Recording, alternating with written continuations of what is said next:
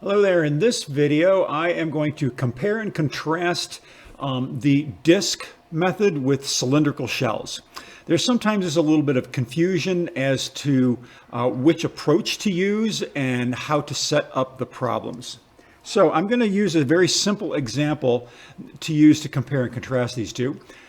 Find the volume of the region bounded by y equals x squared, x equals 0, x equals 2, and y equals 0 when rotated about the x-axis.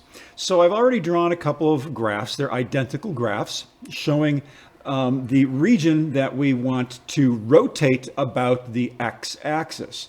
On the left, I'm going to do cylindrical shells, and on the right, on the left, I'm going to do the disk method, as it states there. On the right, I'm going to do cylindrical shells.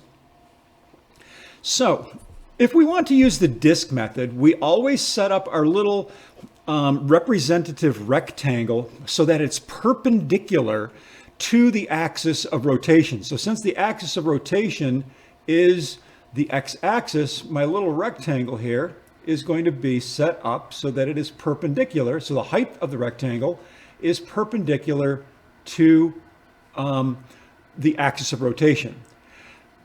Also then, we will be integrating with respect to x because the width of the rectangle is along the x-axis, so we have a delta x. With cylindrical shells, we want the length of the rectangle to be parallel to the axis of rotation. So since we're doing the x-axis, my representative rectangle will be so that the length of the rectangle is parallel to the axis of rotation. And because the width of the rectangle is now going to be a delta y, we will be integrating with respect to y. So that sometimes is confusion. How do I know if I'm integrating with respect to x or y?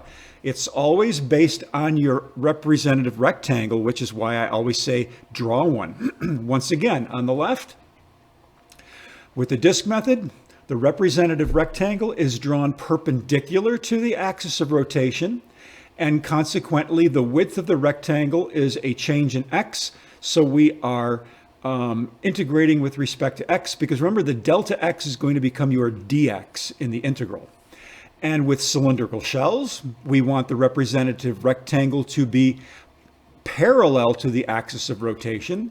So therefore, we draw it this way.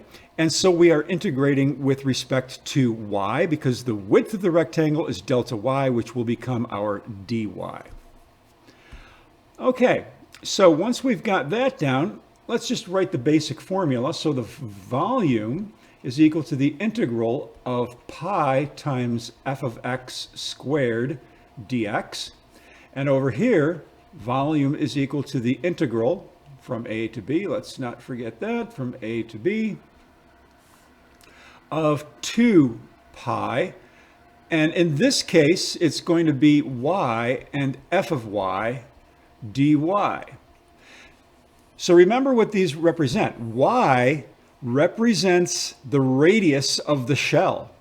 The radius of the shell. And so the radius of the shell, y, is the distance between the rectangle and the axis of rotation. Well, this is a y value.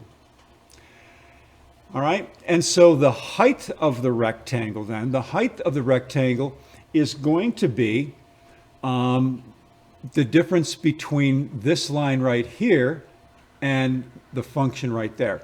So first let's set up the integral with the disk method, then we'll come back to the cylindrical shell method. So with the disk method, I like to bring my pi out here. And so we're integrating with respect to x, so that would be from 0 to 2, the bounds on the x-axis. And so my function is simply x squared, and we are squaring that with respect to x. Simplifying that, we have pi times the integral from 0 to 2 of x to the 4th dx. So there is my simplified integral to represent this problem.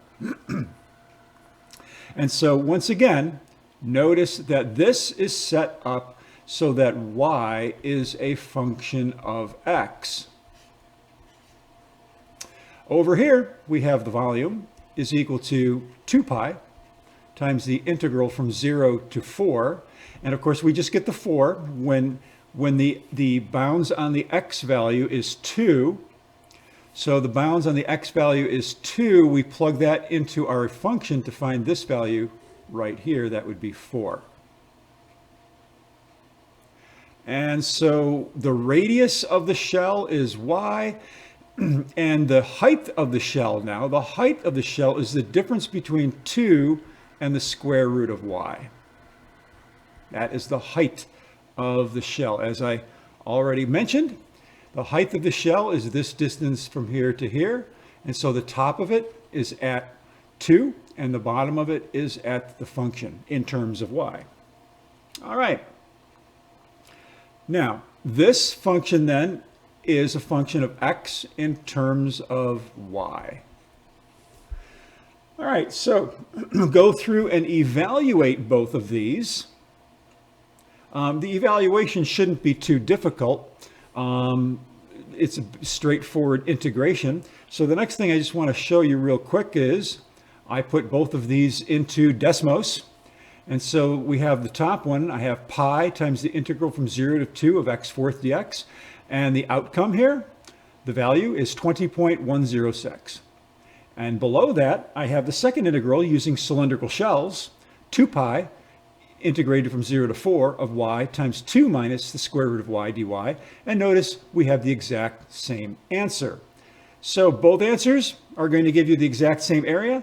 Two completely different techniques, setting them up in different ways. You should know how to do both of those because sometimes doing one is easier than the other. And I think we probably already know which is a slightly easier here, the disk method. So, to evaluate the disk method, we're simply going to have pi times 1/5 x to the 5th and evaluate that at 2. And then we have to do a little bit more algebra with the cylindrical shells method. Either way is not going to be difficult, but disk method would be a little bit simpler. So sometimes if you're told to find the volume of a certain region over a certain axis, you may not be given the method, and you would have to determine which is the best method, and then how do I set that up properly. All right, I hope this helped.